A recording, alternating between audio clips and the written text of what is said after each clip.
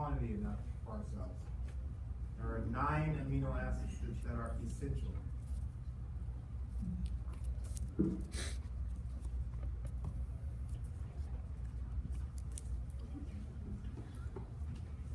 What is the process of transferring an amine group from one amino acid to another amino acid? What is the process of Transferring one amino group from one amino acid to another.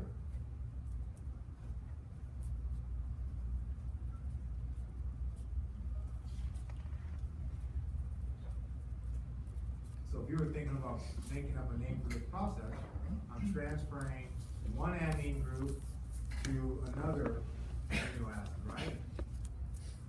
So it would be called transamination. So I'm transferring an amine group from one to the other. So I'm transaminating.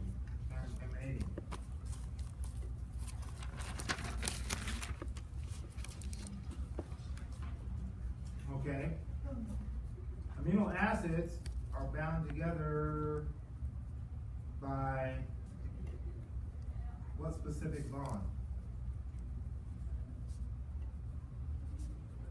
So if I'm joining amino acids together, what specific type of bond binds amino acids together?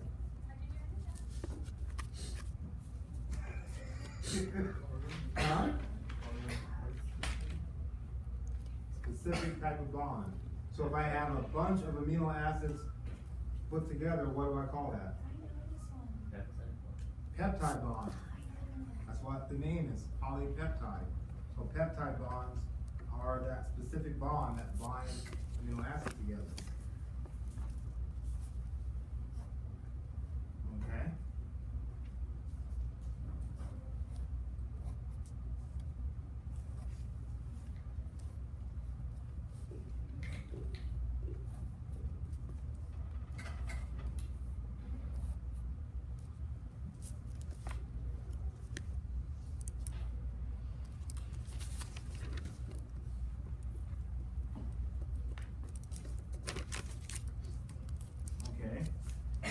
Inside the cell, which cellular organelle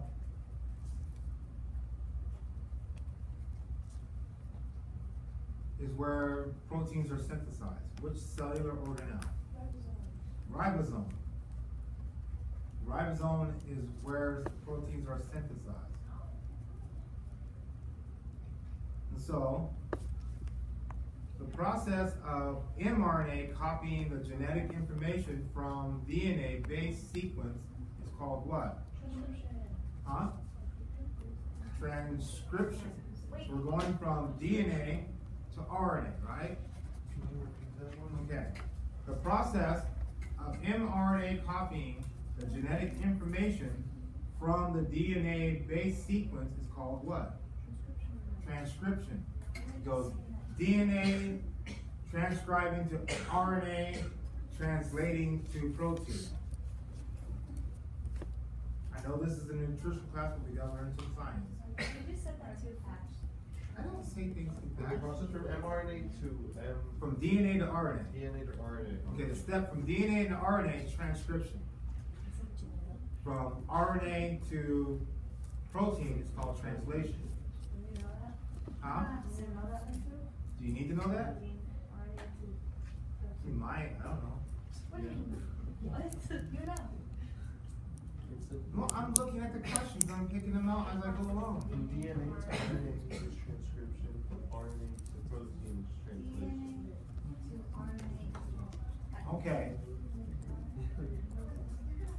The specific function of a protein is determined by what? The sequence of amino acids, its length, three-dimensional shape, or electric charge.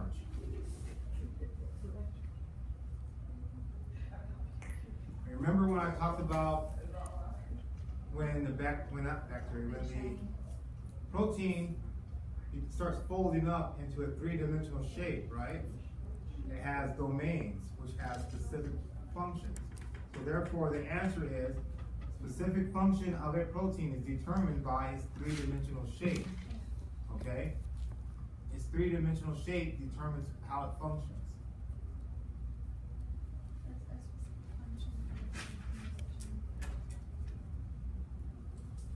So, with that being said, the sequential order of amino acids is called what? What? If I say to you that I just have a sequential order of amino acids, what is that called? That goes back to talking about the 4 structures of protein, right?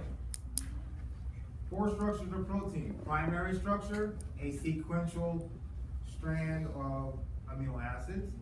Secondary structures, you have alpha helices and beta pleated sheets. Tertiary, you have 3-dimensional shapes. Quaternary, you have a bunch of tertiary structures brought together. This question asks, a sequential order of amino acids is called what? Primary structure. So you need to know the difference between those. So, if milk curdles when lemon juice is added to it, that change that occurs in the protein is called what? Denaturing, right? It's denaturing because you're breaking the bonds between those proteins, causing them to curdle and curl up, therefore losing their function. Remember we talked about things that could denature protein. Change in pH, which is your acidic from the lemon juice, or a change in heat, or a change in salt concentration, or heavy metal. Here we're talking about a change in pH causing the denaturing. Lushness. Thank you.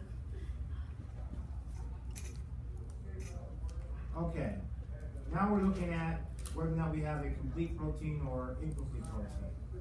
The process of combining 2 incomplete proteins to make a complete protein is called what?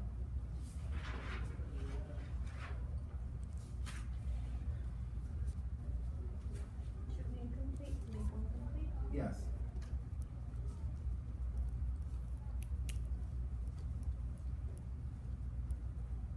Combining 2 incomplete proteins to make a complete protein.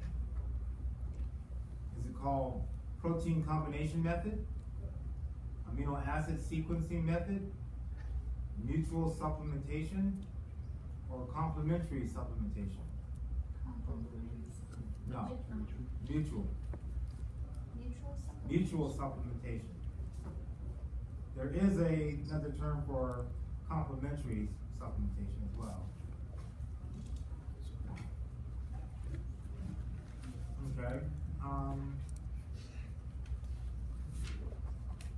Food that provides all 9 essential amino acids is called what?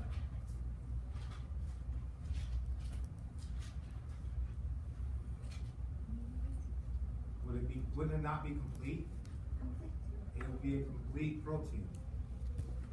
So if anything that provides all 9 of the essential amino acids, it would be called a complete protein. How many is that? 14. How many? 14.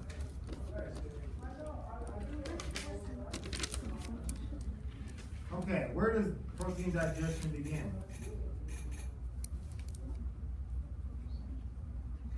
Where does protein digestion begin? Huh?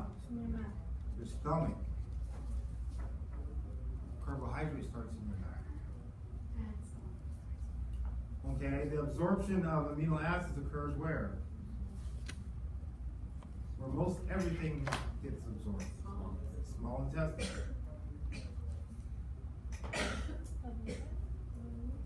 Okay, which hormone controls the production of hydrochloric acid and the release of pepsin? Which hormone does what? Which hormone controls the production of hydrochloric acid and the release of pepsin.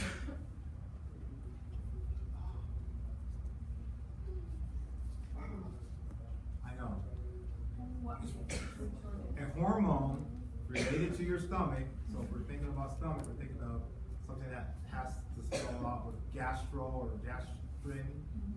So gastrin is the hormone that controls the production of hydrochloric acid and the release of pepsin. Question.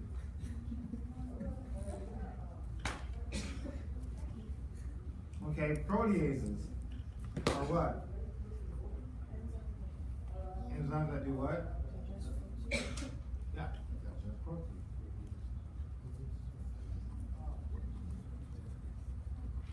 What was it? Protease. Protease, they are enzymes that break down protein.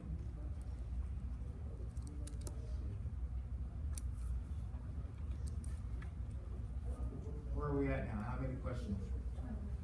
20? 18, so I need 2 more. I was close.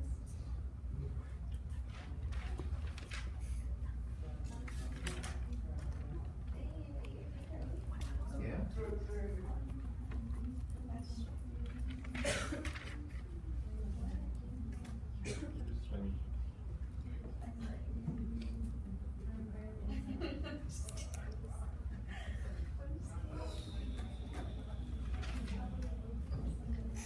Okay, what causes the swollen belly associated with kwashiorkor? Remember the 2 malnutrition diseases we looked at? What causes the swollen stomach? Wait, associated with what? How do you spell that?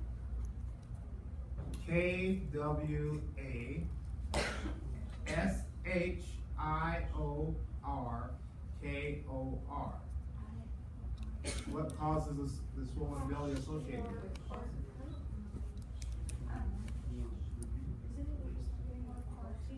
Huh? So they have a lack of protein to maintain fluid and electrolyte balance, which causes edema.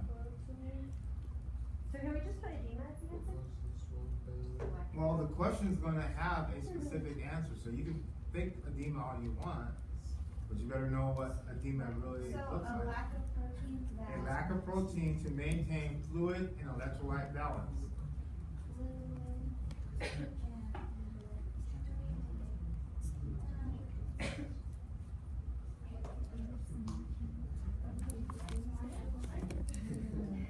Okay.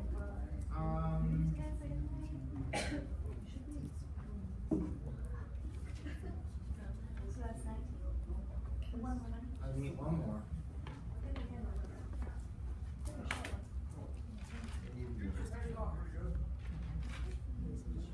Okay. Which of the following individual would most benefit from a low protein diet, 15 to 20% of their total energy intake?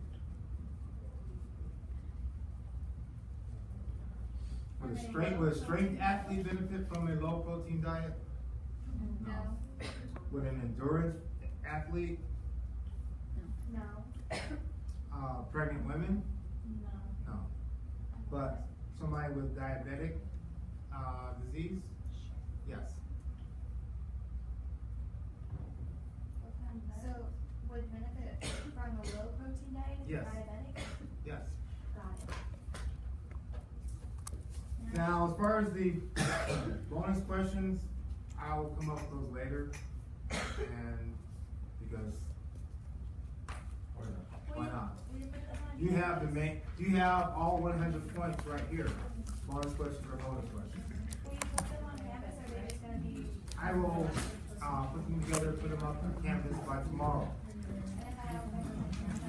Huh? You can ask me if I'm around, yeah. Email me, whatever. Put in your email again. Huh? Put in your email again.